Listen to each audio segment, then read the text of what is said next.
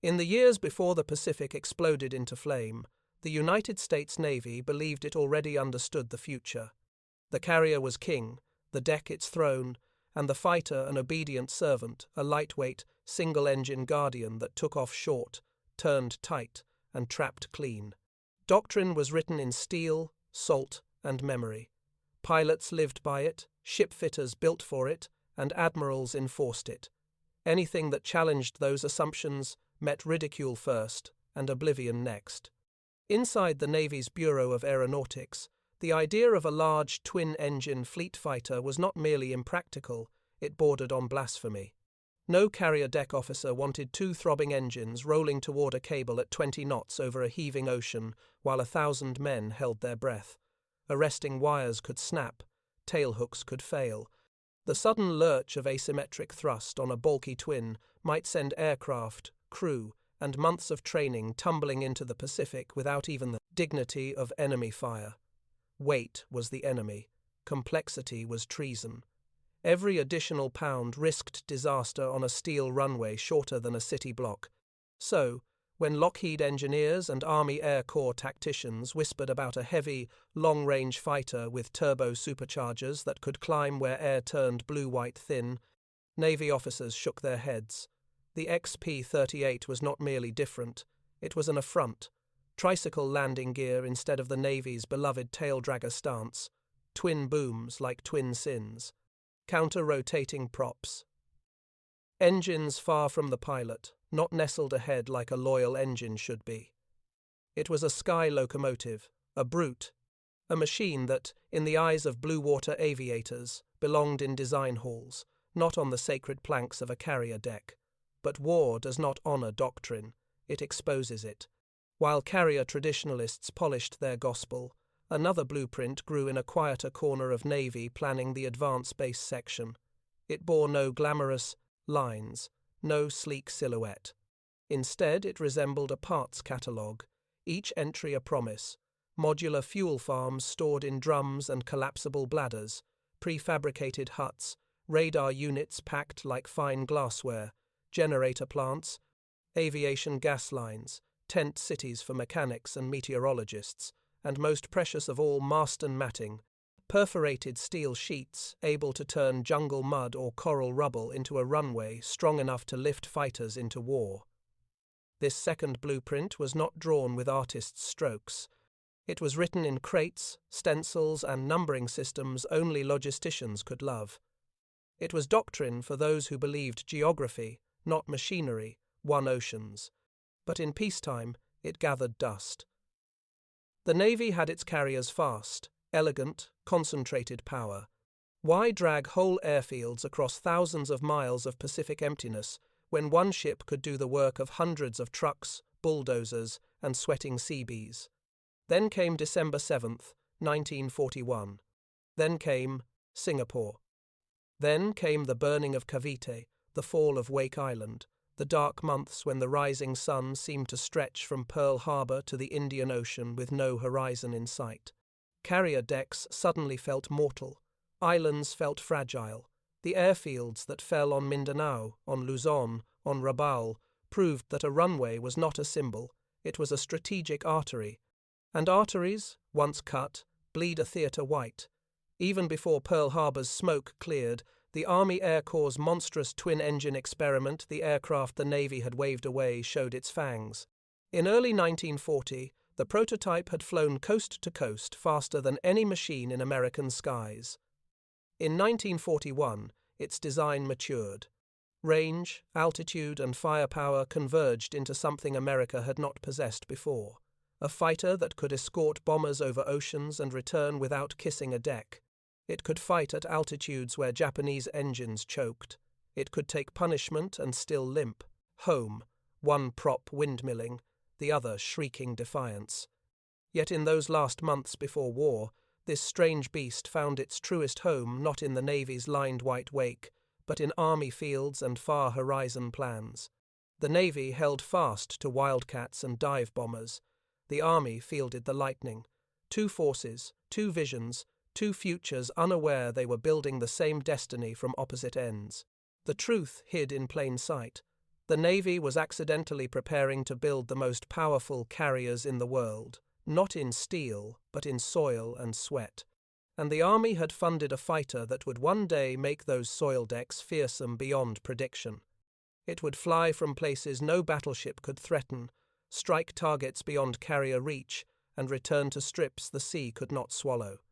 What the Navy once dismissed would become the sword arm of a doctrine born from necessity, the island as unsinkable fleet base.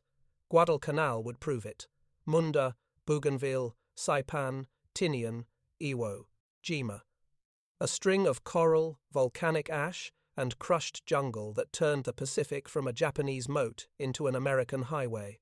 Before the first Seabee swung a pickaxe at Lunga Point, before the first P-38 skimmed wavetop over the Solomon Sea in a mission to kill Japan's greatest admiral, the blueprints existed. They were rejected by peacetime budgets, by comfortable doctrine, by officers who could not imagine that the future of maritime war might be fought from runways that moved not by steam turbine, but by bulldozer and manpower measured in calluses. The Navy believed the carrier was the ship. The truth would prove the carrier was the airfield, and airfields could sail on water or grow from earth. And the fighter? The one too heavy, too ungainly, too heretical?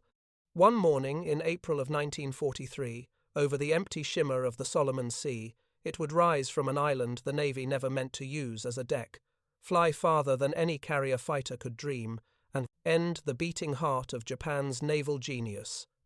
But that is another chapter. First came arrogance, then came war. Then, out of rejected paper and forgotten crates, came the unsinkable aircraft carrier.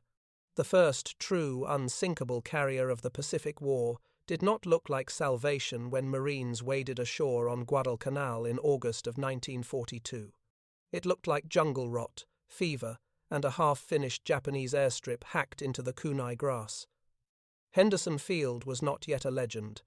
It was a scar in the earth, stinking of diesel and sweat, guarded by men who barely had enough ammunition to fill their rifle clips. The pre-war Navy had imagined decisive battles fought by elegant task forces, battleships aligned like chess kings, carriers striking in coordinated waves. Guadalcanal mocked every memorandum, every war college lecture. There was no stately fleet maneuver here, only hunger, mud, rain that drowned thought, and a runway that could not be allowed to die. Japanese admirals called the island the throat through which they would strangle Australia. American Marines, gaunt and malaria-riddled, called it simply cactus. In those early months, the runway changed hands in artillery barrages, night naval battles, and bayonet charges. The Cactus Air Force, a ragged mix of Marine 4 Wildcats, Army P-400s, and battered SBD dive bombers, rose from Henderson's crater-pocked coral to fight Zeros and Betty bombers hour after hour. It was here that the land-based carrier idea, once academic, became blood-earned truth. Every crate of aviation gasoline dragged through jungle, every steel mat laid by hands shaking from fever made the runway stronger. And day after day, American pilots discovered that a strip of land, if held, could project power as fiercely as any carrier deck afloat. The Navy's proud flat tops could not always stay. Fuel was scarce, ships vulnerable. But dirt and steel sheets did not flinch when shells fell. A runway could be cratered, flooded, blasted, but unless the enemy buried it completely, Seabees and engineers would stitch it back together before the sun rose again. One Marine lieutenant wrote in his diary on September 9, 1942, "We have no right to hold this place, yet we do. The strip is our heart. As long as it beats, we breathe." And beat it did. While wildcats clawed for survival over cactus, a different bird waited in the wings of the Pacific story, a machine the Navy had spurned, the Army had gambled on, and Lockheed had built like an engineer builds a legend. The P-38 Lightning was not yet common here. Range was its gift, and range was still a luxury in a theatre where supply lines snapped under submarine wakes and burning transports. But its time was coming. In late 1942, the first Lightnings arrived in the theatre under 13th Air Force and 13 Fighter Command. Their arrival was quiet, almost unnoticed among the desperate fights for Edson's Ridge and Bloody Ridge, the naval battles of Savo Island and Tassafaronga, the starvation rations and foxholes full of water. Yet those who saw it knew it was unlike anything in the sky. 2 long booms, engines that hummed with turbocharged menace, a nose bristling with cannon and machine guns aligned along the centerline, no convergence needed, just pure straight-shooting death. A Navy officer, watching one taxi at Henderson, muttered, "If that thing could land on a carrier, I'd call it a battleship with wings." It could not, but it would do something far greater. Lightnings flew long-range reconnaissance, hunted Japanese bombers, and escorted liberators across miles of ocean, where a ditching meant sharks and silence. They touched the horizon the way carriers touched the sea, projecting reach. Behind the lines, Army planners quietly realized this was the weapon that would make the advance-based doctrine unstoppable. A carrier strike could be sunk by a 5 lucky torpedo. A lightning strike, flown from coral and steel, could not be sent to the bottom by a single bomb.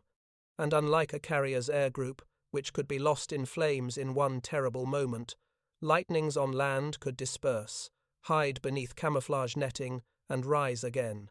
The Japanese did not understand what was being born in the mud of Guadalcanal. They believed war would be decided by ships, by decisive fleet action.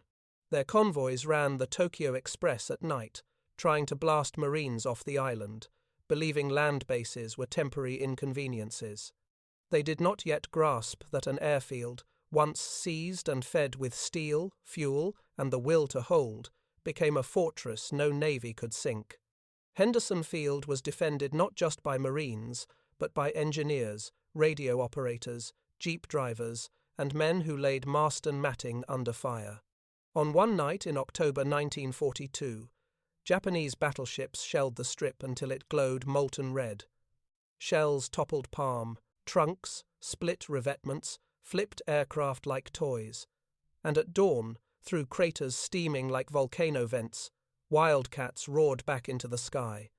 A Marine ground crewman remembered, "We had 6 aircraft that morning." 6. But they flew. That was enough. No carrier could have survived that bombardment. Henderson Field did. By the time Guadalcanal was declared secure in February 1943, the Navy's pre-war certainties lay buried in jungle graves and coral shoals. Seabees now marched with Marines. Aviation fuel dumps grew like orchards behind coconut trees. Radar masts rose where jungle birds once perched. The blueprint forgotten before Pearl Harbor was no longer theory, it was gospel. And the lightning, still arriving in growing numbers, circled above this new doctrine like an omen. It had been built for range, for altitude, for the vastness between islands. Soon, it would prove why it existed not on a carrier deck, but from a runway carved in soil. The Japanese still held Rabaul. Their admirals still believed land could not cage fleets, but the world had tilted on its axis. The United States had learned a truth Japan never would. You can sink a ship, but you cannot sink an island. And somewhere in the Solomons, a P-38 engine, twin supercharged and hungry, warmed on the line. Its pilot studied maps not of coastlines, but of latitude and opportunity. Lightning was coming to the Pacific in earnest. The Unsinkable carrier had taken root. Soon, it would strike. By the dawn of 1943, the Pacific War had begun to turn slowly, brutally, like a wounded leviathan rolling in deep water. Guadalcanal was not yet legend. It was memory, raw and shaking. The graves were still fresh. But the United States had something it did not possess when the first Marines crawled ashore. Momentum. And rising with that momentum, like a metallic predator stretching its wings for the first true kill, was the P-38 Lightning. It arrived, in increments crated, hoisted, bolted together under palm fronds by grease-blackened hands. Ground crews, still learning its strange twin-boom anatomy, crawled through nacelles like tunnelers. Pilots clambered into cockpits that looked more laboratory than fighter, surrounded by supercharger controls, intercooler switches, and engine gauges blinking like twin hearts. The veterans of Henderson watched it land for the first time with skepticism. Wildcats still ruled the strip, chipped paint veterans bearing scars from zero claws. But the Lightning did not compete with them. It was not built to circle, not born to dance. It did not fight for the sky immediately above an island, it hunted the skies between them. The Americans were learning distance in this war. Distance as killer and savior, distance as strategy. The Lightning was distance given metal form. The young pilots who had once idolized Spitfires and Curtiss fighters now stared at their new mounts like men meeting an animal, from myth. Many had never flown a machine that did not bleed power with altitude. None had flown one that could vanish toward the horizon and return still thirsty for fight. One squadron commander at Espiritu Santo told his men, "You will not dogfight a Zero in this machine. If you try, the Zero will write your obituary in the clouds. You will strike from above, fast, cold, final." These were not the words of romantic air duels. These were the words of predators learning their role. The first missions were long-range reconnaissance, escorts, and interdiction flights stretching over endless blue. The cockpit view was ocean, sun glare, and the occasional serrated emerald line where some jungle island scraped the sky. Pilots learned that navigation error here did not mean lost, it meant drifting until night and hunger swallowed them. They learned to trust compasses, drift meters, dead reckoning, and instinct. They also learned the feel of the Lightning's soul, the steady hum of twin Allisons, the violent, air-splitting shriek when turbochargers dug into thin sky. The confidence of redundancy, 2 engines meant second chances, in a theatre where engines died the way soldiers did, suddenly and without courtesy. Japanese commanders began hearing reports from the outer patrol arcs, sightings of twin-tailed devils, fighters that appeared where fighters should not be able to reach, stalking bombers that had once flown with impunity. A Japanese Navy aviator later admitted during interrogation in 1945, "At first we thought they were American bombers, then they climbed past us. A Zero could not chase them. Its engine coughed thin, starved by altitude. Its wings fluttered if pushed too fast in a dive. The Zero was a samurai's blade, sharp, elegant, lethal in close quarters. The Lightning was a rifle at 500 yards, and America, at last, had found a rifleman's war." Major Thomas Lynch of the 39th Fighter Squadron wrote, in his combat notes, "The Japanese still think range belongs to them. The Lightning will correct them." And correct it did. Lightning pairs prowled long routes. They discovered that Japanese bombers grew complacent at extreme range, believing American fighters tethered to short strips. They were wrong. One returning B-25 pilot told base intelligence, "We saw flashes behind a Betty formation, 2 Lightnings diving." The Japanese scattered like beads cut from a string. If the Zero was a knife fighter, the Lightning became the sniper. On coral runways, F8, Espiritu Santo, later Guadalcanal itself, Seabees poured sweat into compacted earth. Their runways were short by continental standards, patched with perforated steel, bordered by palm logs, and threatened by every storm and shell. Yet every week more fighters arrived, more fuel drums, more radios, more munitions. The island airfield was evolving from survival measure to strategic instrument. It was here, as the Pacific turned from reaction to initiative, that the Navy realized something profound. What doctrine had dismissed, war had purified. A land base with fighters was not merely a forward camp. It was a floating airfield made of coral, sweat, and ammunition crates. A carrier that did not roll with swell or burn with one bomb. A thing that, once held, no fleet could sink without drowning in its own blood to retake. The blueprint the Navy would not touch before the war now fed every convoy, every operation order, every planning map stretching from the Solomons toward the Marshalls and the Marianas. And above them, learning, neutralizing, evolving, flew the Lightning half-dragonfly, half-artillery shell, engine howl echoing across the water like prophecy. By the spring of 1943, the American command saw in the P-38 what the Japanese had begun to fear. A machine that could reach Rabaul, sweep above fortress harbors, escort bombers, and return.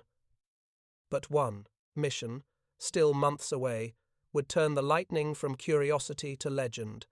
In briefing huts and radio rooms, intelligence officers began whispering about intercepted signals, travel schedules, and a name that stiffened every spine in the Pacific War: the architect of Pearl Harbor. The strategist who vowed to dictate peace in the White House, the one man Japan could not afford to lose. And the United States, for the first time since the shock of December 7th, saw not merely defense but opportunity. The island bases had teeth now, the lightning had range now, and war had taught America a harsh truth. Sometimes victory came not by sinking fleets, but by striking the brain that commanded them. Dawn did not break over the Solomons on April 18, 1943. It bled. A thin red wash along the edges of jungle-crowned hills, the kind of reluctant light sailors call murder sky. On the coral strip at Henderson Field, beneath nets streaked with dust and mildew, 24 P-38 Lightnings crouched like restless predators waiting for release. This was not a carrier dawn, no polished flag bridge, no deck crews choreographed like a Navy ballet. Here the air smelled of decaying palm fronds, damp canvas, and aviation gasoline poured from dented drums. Here men worked bare-chested and hungry, tools tucked in belts, chewing salt tablets to replace sweat. The runway still bore scars from shells and bombs. The jungle crept close, like it plotted to swallow metal whole. But this crude island strip held something no battleship could launch that morning, range long enough to stab across the Pacific and return. And the target that justified such reach? Not a convoy, not a supply dump, a single aircraft, a single man, Admiral Isoroku Yamamoto, Commander-in-Chief of the Combined Fleet, architect of Pearl Harbor, the mind that bent Japan toward empire, then warned his government they awakened a sleeping giant. His itinerary: depart, Rabaul, inspect, forward bases, elevate morale had been pulled from the ether by the most secret of American weapons: code breakers. The intercept was clinical: depart Rabaul 0600, arrive Balale 0945. Not even his admirals knew his flight route in such detail, but the United States did, and above the Pacific, truth and consequence often arrive on propeller blades. In Washington there had been whispers: was killing Yamamoto honorable? Admirals debated ethics, diplomats debated repercussions. The Navy still framed war in terms of fleets, battles, capital ships. This felt like assassination, not fleet action. But in the Solomons, Marines remembered friends caught in burning tents. Sailors remembered oil-black water at Pearl Harbor, and pilots sleep-eyed, lean, angry, had no doubt. Major John Mitchell, 30-ish and quiet-voiced, gathered the men of the 339th Fighter Squadron beneath a blackboard. Chalk lines traced distance arcs, Guadalcanal to Bougainville and back. Fuel calculations scrawled beside them like a gambler's ledger. "We are to intercept 2 Betty bombers with fighter escort," he said. No flourish, no rhetoric. Only mathematics and intent. "Gentlemen, we will be flying at wave-top level. Radio silence. If we fail, Yamamoto escapes. If we succeed..." He did not finish the sentence. No one needed him to. This was the kind of mission a carrier could never have launched. Too far, too precise, too long over empty ocean. Only island runways, only the lightning with its twin supercharged hearts could do it. Engines roared alive at Henderson Field shortly after 7. Overboost gauges flicked, propellers sliced humid air into silver mist. One lightning coughed, its magneto balking, and a crew chief slapped the nacelle like a mule handler. The engine answered with angry life. There was no room for failure. Every aircraft mattered on a mission where fuel margin was measured in hope.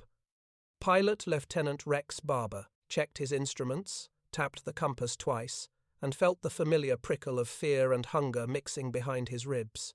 He would later say, "We were not chasing glory, we were closing an account."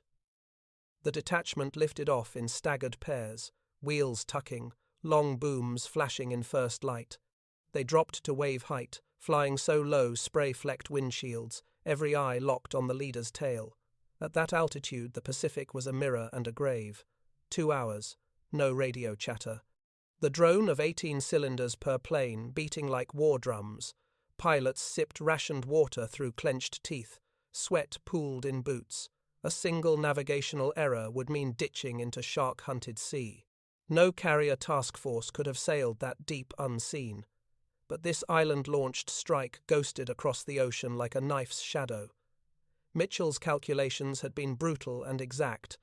At the appointed minute, the sharp green line of Bougainville rose ahead. The lightnings climbed just enough to clear trees, eyes strained skyward. At 9:44 local time, Barber spotted movement, 2 Mitsubishi G4 Betty bombers glinting like beetles in sun, escorted by Zero fighters above and behind. There was no ceremony, no opening salute between knights of the air. Mitchell barked one word on the radio, attack. And the lightning formation split like a thrown spear. Barber and Lieutenant Tom Lanphier dove.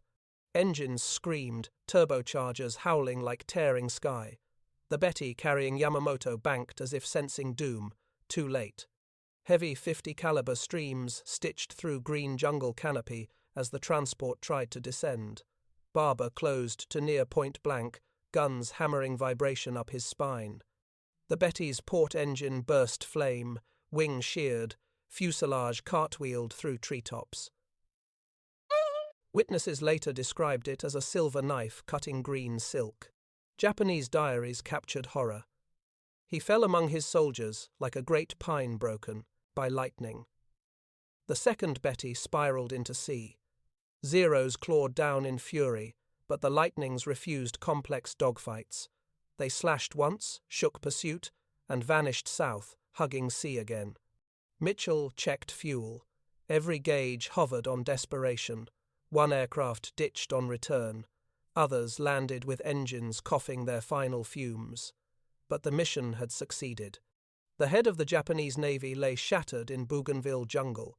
A carrier strike group could not have reached him. B-25s could not have outrun escort. Destroyers could not have sailed unseen.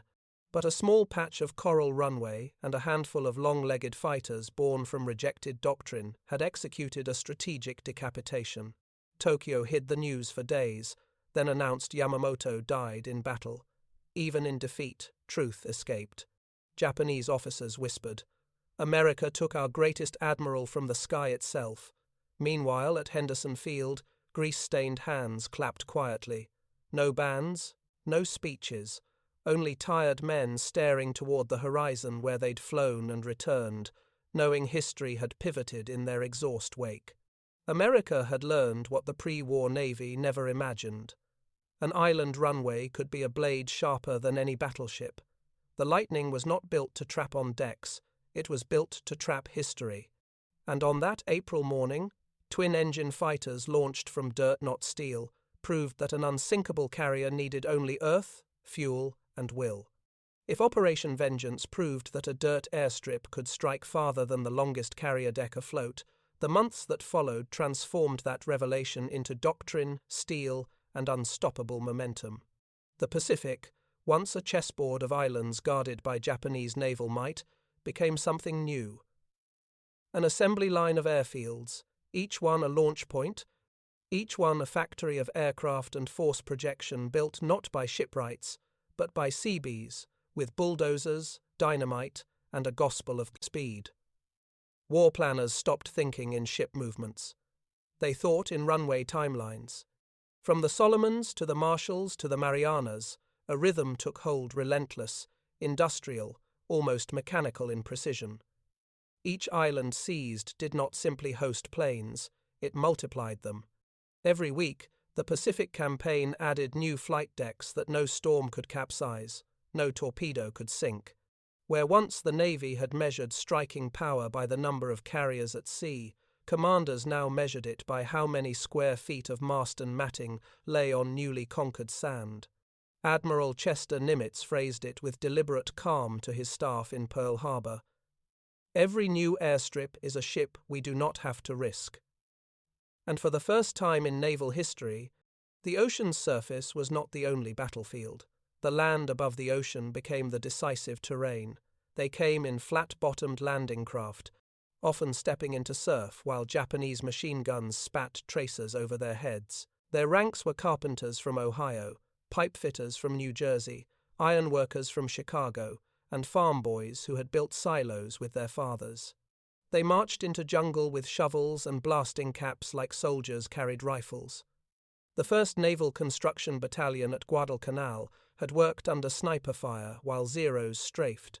At Munda, they built revetments while mortars chewed the earth.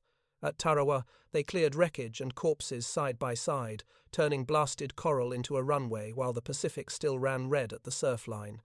Their unofficial prayer was simple: with willing hearts and skillful hands, the difficult we do at once, the impossible takes a bit longer. Where the Japanese spent months digging coral with hand tools and coolie labor, the Seabees finished runways in days. At Bougainville, an airstrip operations officer remembered, "We landed under fire at dawn. By sunset, planes were refueling from drums. By the next morning, fighters were launching. Carrier cycles measured capability in sorties per day. Island airfields measured it in sorties until victory." The P-38 did not replace Navy fighters, it complemented them. It became the long arm of an expanding empire of soil-made decks. Some pilots joked that they flew from the USS Dirt. Others called the Solomons the floating continent, a carrier group spread over hundreds of miles. Their missions evolved as the archipelago runway network matured. Long-range sweeps, anti-shipping strikes, bomber escort, reconnaissance photography over enemy bastions, strike coordination with Navy carrier raids. Naval officers who once scoffed at land-based air power now requested lightning coverage for reconnaissance across the Bismarck Sea. Army and Navy maps began to blur together. What mattered was not who owned the plane, but who controlled the next foothold of crushed coral. A P-38 pilot noted in his journal at Espiritu Santo, "The Navy sails, dreams. We pave them, fuel them, and fly them to the enemy."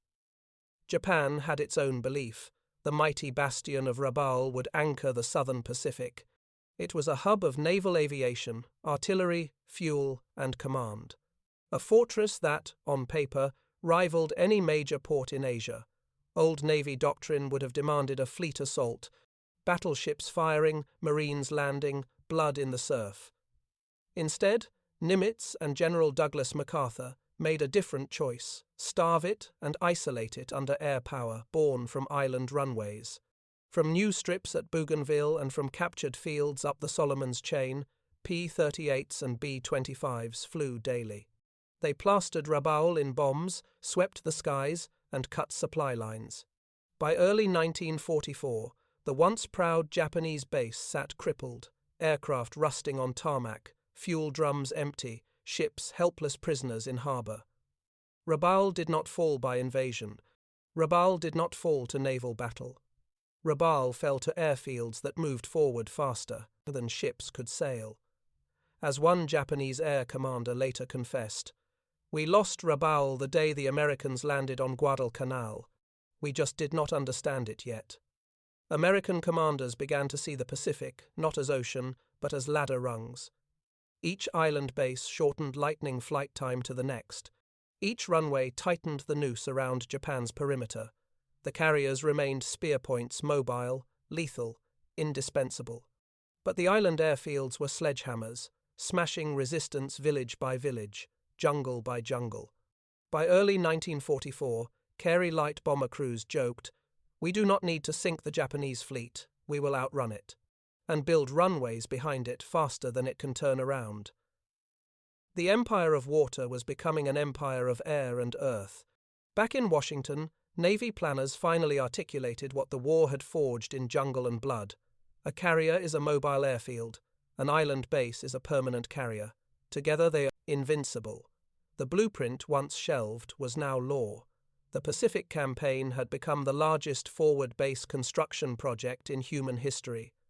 Admirals who once doubted land-based fighters now demanded more runways, more fuel depots, more Seabees, more Lightnings. Because deep in the Pacific, beneath palm trees and propeller blades, the truth had become undeniable. You could sink a carrier, you could not sink a continent of airfields, and the P-38 Lightning born from the Navy's rejection was now the spear that pointed from each new island toward Japan itself. The unsinkable aircraft carrier was no metaphor now. It ran on crushed coral, steel matting, and sweat. It flew with twin booms and the sound of superchargers, and it was only moving forward. By the middle of 1944, the Pacific was no longer a frontier, it was an assembly line moving relentlessly westward. Where once the ocean stretched endless and unknowable, it now gleamed with runways, fuel depots, Quonset huts, radio towers, and the silver glint of fighters taking wing at dawn. Each island seized, each coral ridge flattened, each swamp drained was another rivet in a massive, invisible warship. The Japanese could neither see nor sink. In the Central Pacific, American power coalesced around three names that would shape the fate of Japan: Saipan, Tinian, and Guam. On maps they looked like pinheads. Up close, they were furnaces of activity, each one an airfield factory, each one a triumph of logistics that only a continental industrial power could dream of. Thunderbolts and Wildcats had carried the fight across the Solomons and Gilberts. Now Lightnings and Corsairs roared across newly cleared runways in the Marianas, while Seabees carved the largest air complex ever built on a Pacific island. These bases were not just launching fields, they were cities of war, complete with hospitals, cold storage warehouses, power grids, water systems, and air traffic, networks more complex than some pre-war American cities. Tinian alone, shaped like a hammerhead shark, and once a sugar plantation, became the world's largest aerodrome almost overnight, boasting 6 massive runways, longer and broader than any carrier deck could dream to be. The U.S. Navy called it the Great White Fleet of Land. Pilots simply called it the Big Ship.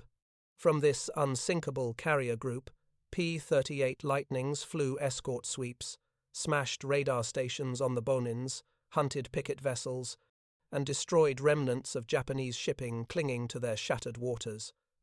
Where once the Zero had roamed supreme, now Japanese pilots struggled to even take off. The air above the empire had turned hostile. One Japanese intelligence officer wrote after the war, "We did not lose the sea first, we lost the air above the sea. Then the islands became cages. Then Japan became a cage." Carrier raids had struck Japan early in the war, but fleetingly like lightning, glimpsed on a dark horizon. Now, for the first time, America possessed bases so close, so vast, and so well supplied that the Japanese homeland itself lay within systematic reach. The P-38 escorted bombers as far as fuel would allow, strafing airfields around Iwo Jima and Chichijima, ambushing convoys, crippling naval outposts that fed Japan's last tenuous lifelines. Air superiority was no longer a contest, it was a harvest. A Lightning pilot of the 13th Air Force later recalled, "When we first arrived in the Pacific, islands were specks in a hostile ocean. By 1944, the ocean felt like ours, and the islands felt like stepping stones. We were no longer visitors, we were landlords." The unsinkable carriers advanced not by knots, but by bulldozers, engineers, and grim-jawed Marines who fought for each ridge and coconut grove like surgeons cutting open the Pacific to implant air power. Then came Iwo Jima, a volcanic rock, black ash and sulfur steam, 800 miles from Tokyo. It offered no lush jungle, no spacious coral flats. Just 3 airstrips the Japanese had carved into hellish sand, protected by a warren of tunnels and men determined to die in them. To the men who stormed its beaches, Iwo Jima was a nightmare, but to planners, it was mathematics and mercy. If American bombers were to strike Japan daily, they needed a forward base for escort fighters and emergency landings. Carrier fighters had range, yet not enough. Longlegs were needed. Lightnings, Mustangs, and the future F-7F Tiger Cats, battleships and carriers hammered Iwo Jima for days. But the final blow, as always now, came from earthborne wings. Fighters from Saipan and Tinian strafed runways, bombed artillery cavities, and pinned defenders into their caves. Then Marines went ashore, and the island turned to death and ash. For 36 days the island burned. When it was over, 3 captured runways stretched across the volcanic plain. Soon after, the first B-29 superfortress limped in with one engine gone, shot to ribbons over Tokyo, and lived only because Iwo Jima existed.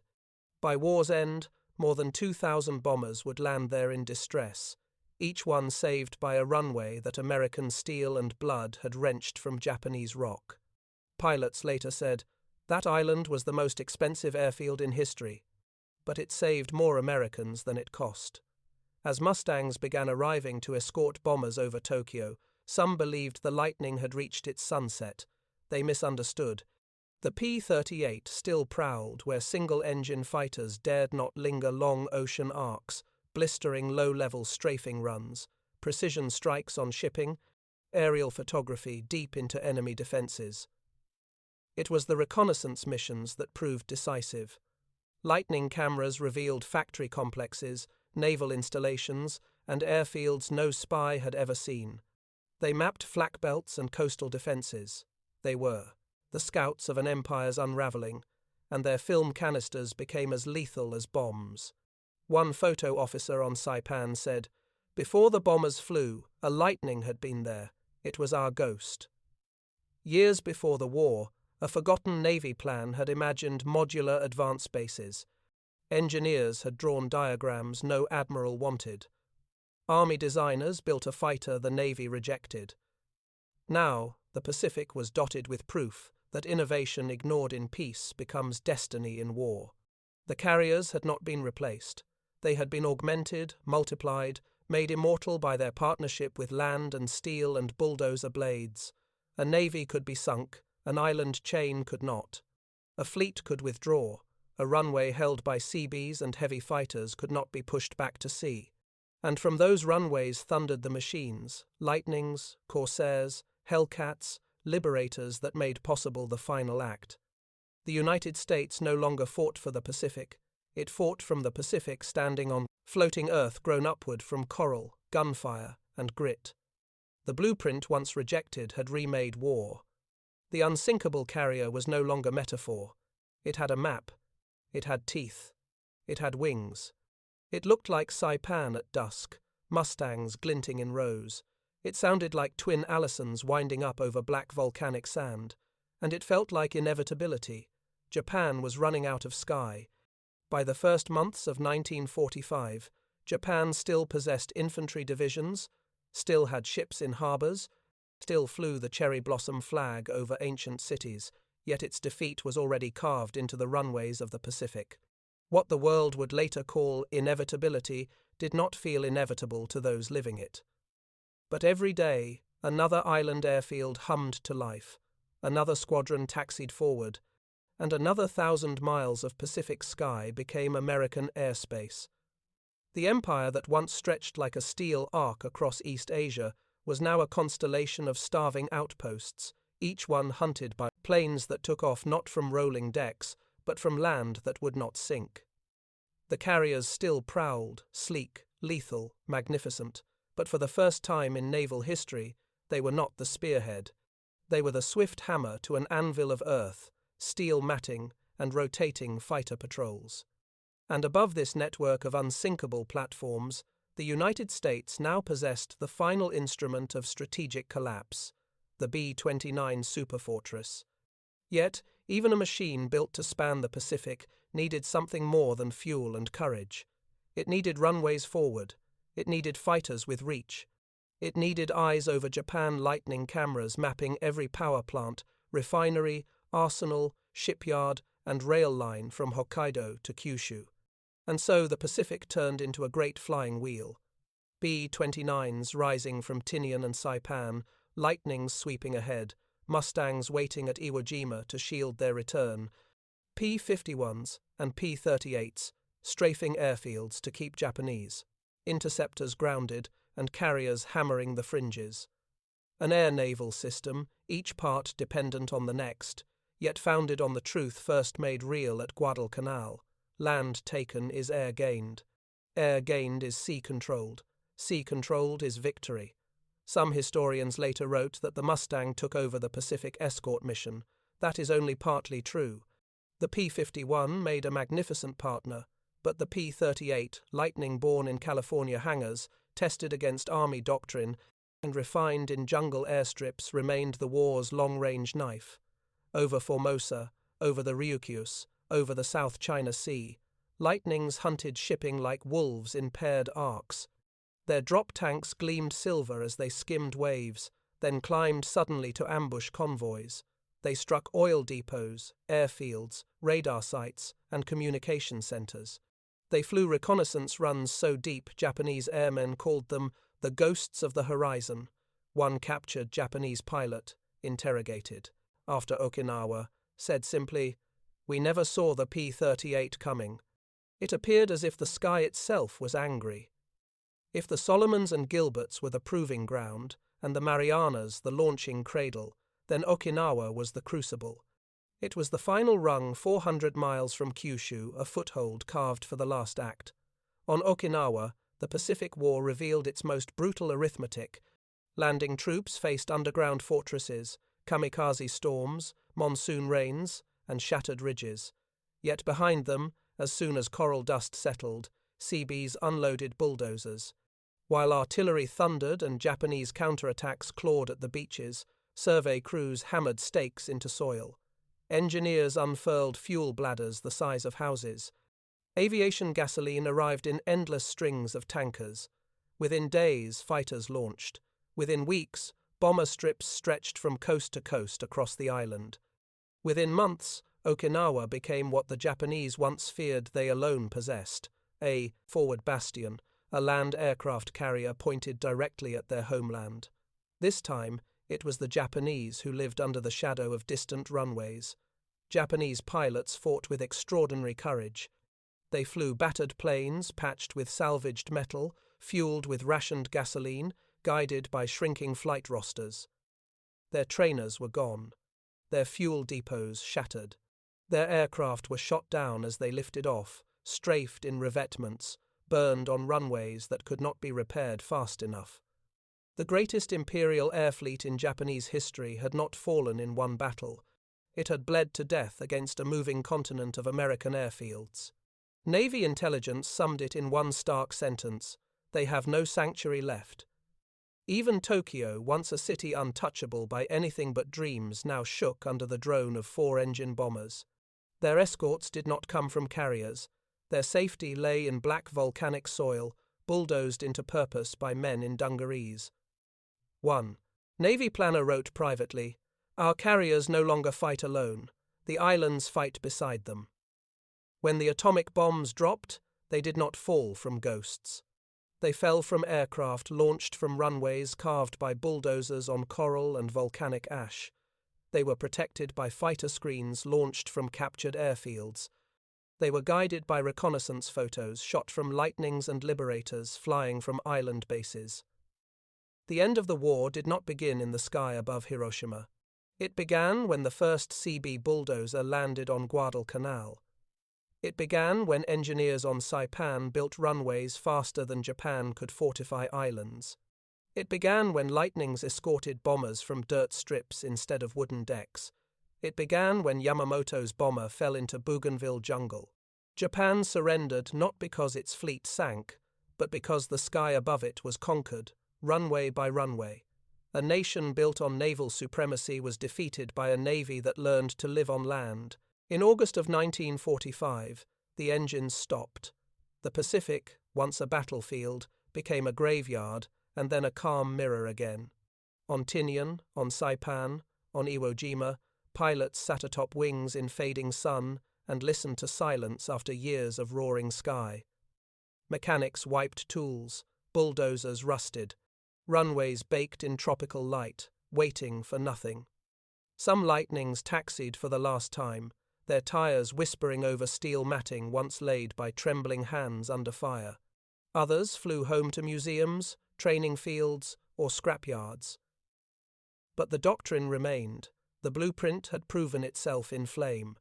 And when American naval officers looked westward, toward a defeated empire and a rebuilt world, They understood a truth written not in books, but in coral dust and gunpowder. A fleet is ships, a navy is reach, and reach belongs to those who can fly from anywhere. War had remade the ocean, and in doing so, it revealed the greatest warship of the Pacific. Not steel, not hull, not keel. The Pacific War ended in August of 1945, but its blueprint did not. It echoed across time, stamped into every runway, poured on every distant atoll, every supply ship fitted with cranes for prefabricated aviation stores, every map that turned ocean into operating base. The unsinkable carrier concept, born of improvisation, refined in battle, and vindicated by victory, became not merely a wartime expedient, it became the architecture of American power. The world shifted from battleships and fleets to airfields and arcs. Names that once sounded like footnotes, Eniwetok, Kwajalein, Tinian, Guam, became permanent coordinates in a global geometry of reach. The Navy, once skeptical, now became a steward of the very doctrine it had resisted. And in the post-war quiet, officers and engineers who had rolled steel matting onto jungle mud became the intellectual fathers of a new age. The carrier did not fade. It became the queen of a larger chessboard. Where once it sailed, alone across empty ocean, now it sailed in a world dotted with hardened runways, depot nodes, radar sites, and picket stations. The sea was no longer a void separating continents. It was a platform network, a breathing organism of logistics and steel and air.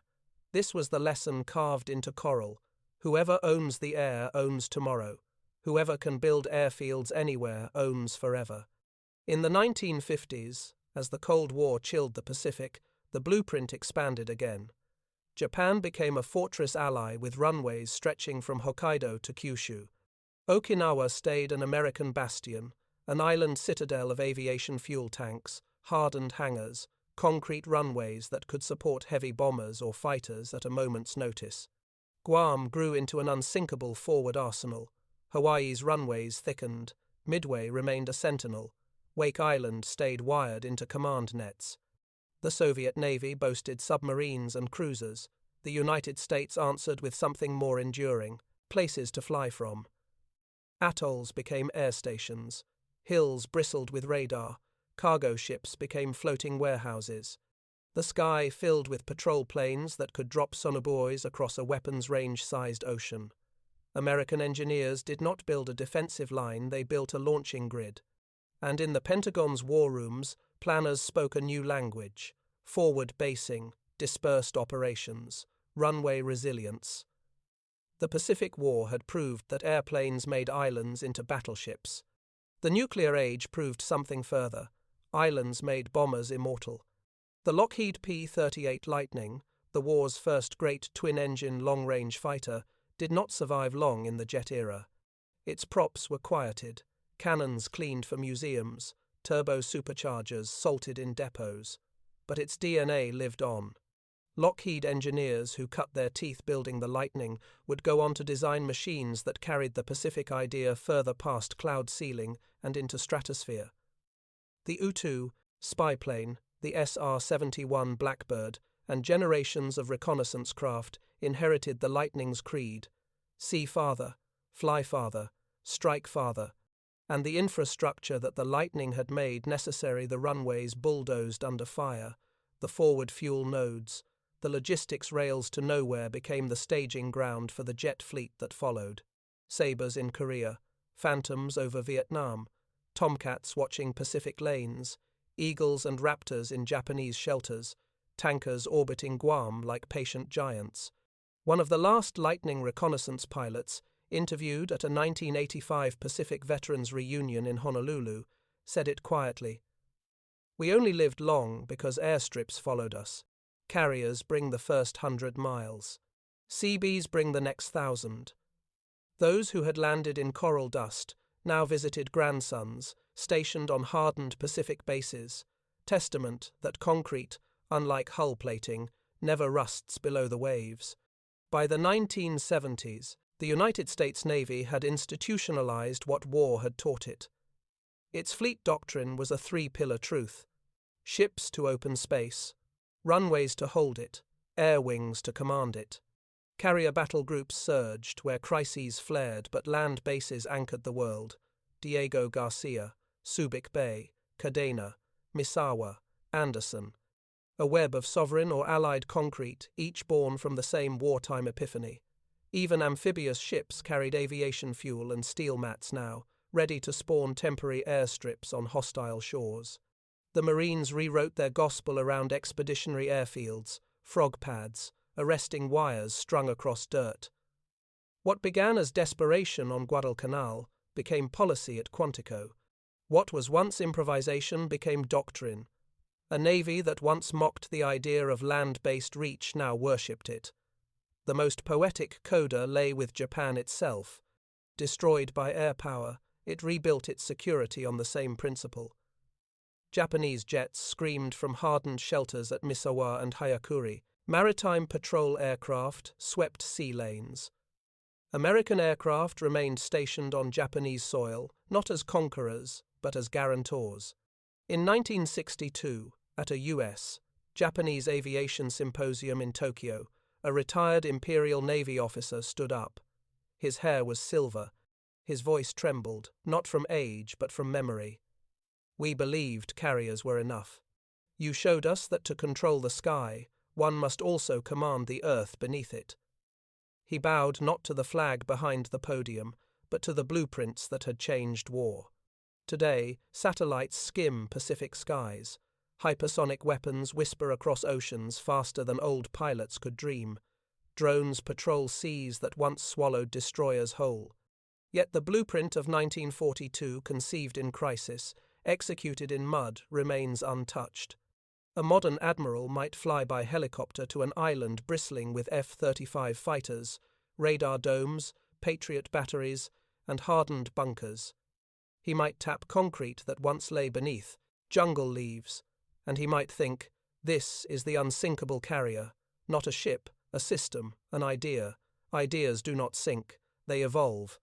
In the 21st century, strategists speak again of island chains and Pacific arcs, of long-range fighters and forward basing, of engineers who can turn empty reefs into fortresses, of aircraft that will one day rise from places no map yet names. The Pacific War is no longer fought. But its truth still rules the ocean. The nation that can build airfields on foreign shores writes the future of every sea it touches. The blueprint the Navy once dismissed became the spine of American power and the quiet cornerstone of a world where oceans divide nations, but airfields connect empires. And somewhere in a museum hangar, a P-38 Lightning rests a twin-boom silhouette against polished concrete, silent testament to the weapon that first proved that an island could be stronger than steel.